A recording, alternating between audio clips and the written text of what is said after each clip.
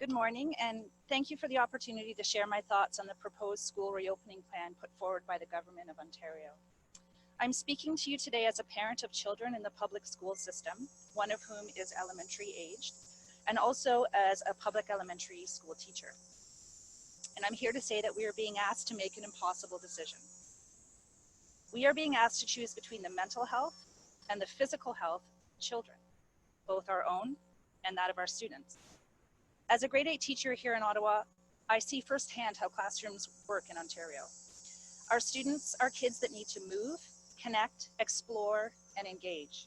But I regularly have classes of 32, 35, even 39 students that are 13 and 14 years old, many of whom are adult-sized.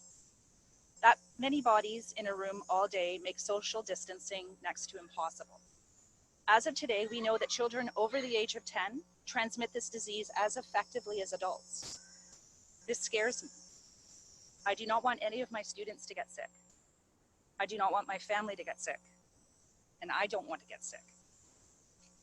All due to policies that ignore public health guidelines to inform their implementation, specifically the Sick Kids COVID-19 Guidance for School Reopening, dated July 29th, not long ago, that states that smaller class sizes should be a priority strategy as it will aid in physical distancing and reduce potential spread. To be clear, Sick Kids cites 10 to 15 students per class in jurisdictions with successful reopening results, a number well below the grade 4 to 8 Ontario average of 24. And I would like to emphasize that I have rarely had classes that are at or under the provincial average. So relying on that frequently mentioned metric is not the reality that many teachers and students will face this fall.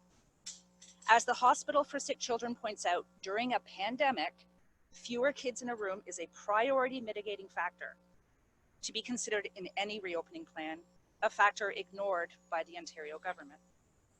From a personal perspective, my kids did not thrive finishing the school year with the e-learning model from the spring. My son is a lively, empathetic extrovert who loves being with people. He said the thing he missed most during the lockdown was walking to school with his friends. He needs the routine and he needs the connection, but not like this. He has indicated to us that he is scared to go back to school this fall, and I get it.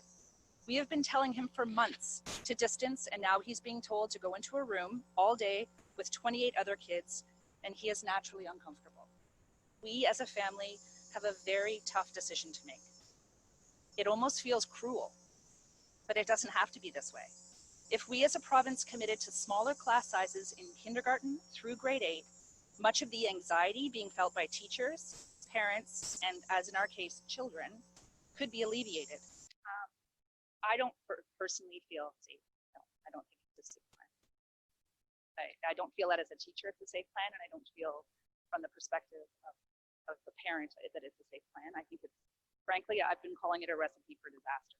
That's kind of how I refer to it. So I do not feel it's safe. So Rachel, if you don't feel that it's safe, what do you, I mean, a lot of parents across the province are obviously making these decisions right now as to whether or not to send their children to school. So what is your message then as an educator? If you don't feel that the plan is safe, what is your message then to parents out there? To use their voices. That's why we're in a democracy, right? If we have voices to express our displeasure with the situation, we should be using them. We know that the Ford government has changed tact in the past with the situation around autism. So we know that if we are loud enough and we say often enough and we point out all of the flaws and faults in the plan, that they have in the past changed course, and I think they can again, and I'm really hoping they do, for the sake of the kids in the province and for the sake of the parents in the province and teachers in the province. So Okay, I think we have to be loud. And just finally for me, we have just a few weeks left. There could be a chance that the plan will not change. The Premier has said that he supports this plan 100%. He's behind the plan fully. So if the plan does not change, are you saying to parents as an educator, are you saying to parents, don't send your kids to school? I'm saying it's a personal choice.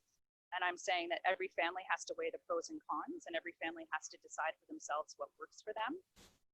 And I will make that decision for my family, and I'm imploring every Canadian or Ontario family to make that decision on their own. I'm not here to tell people what to think. I'm not here to tell people how they should decide what to do with their families. What I'm here to do is sort of express to you the situation, that the facts of schools in Ontario right now. So I will make a family decision, and everyone in Ontario will also make that.